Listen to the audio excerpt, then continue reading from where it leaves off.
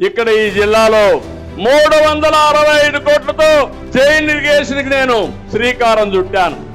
అది వస్తే ఏవైనా మొక్కలు కావాలంటే పెంచడం, ఫుడ్ ప్రాసెసింగ్ పెట్టడం అవన్నీ వచ్చేటివి. దాంతో అతను వస్తానే దాన్ని తరివేశాడు.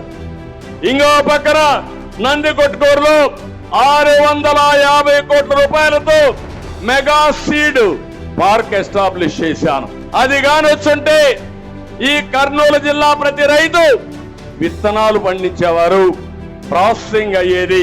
ప్రపంచానికి మొత్తం విత్తన సరఫరా కేంద్రంగా ఈ నంద్యాల జిల్లా ఉండేది. దాన్ని పుణ్యం కట్టుకున్నాడు. ఎమ్మిగనూరులో టెక్స్టైల్ పార్క్ కోసం నేను ఆ రోజు శాంక్షన్ చేస్తే అది కూడా పోయింది. ఇంకో పక్క ఇక్కడే ఓర్వకల్లో 15 నెలల్లో ఒక ఎయిర్పోర్ట్ నిర్మాణం చేసిన ఘనత తెలుగుదేశం పార్టీది. అక్కడే ఓర్వకల్లు ఇండస్ట్రియల్ టౌన్షిప్ కూడా ఎస్టాబ్లిష్ చేశాం. ఒక స్టీల్ ప్లాంట్ కూడా వచ్చింది.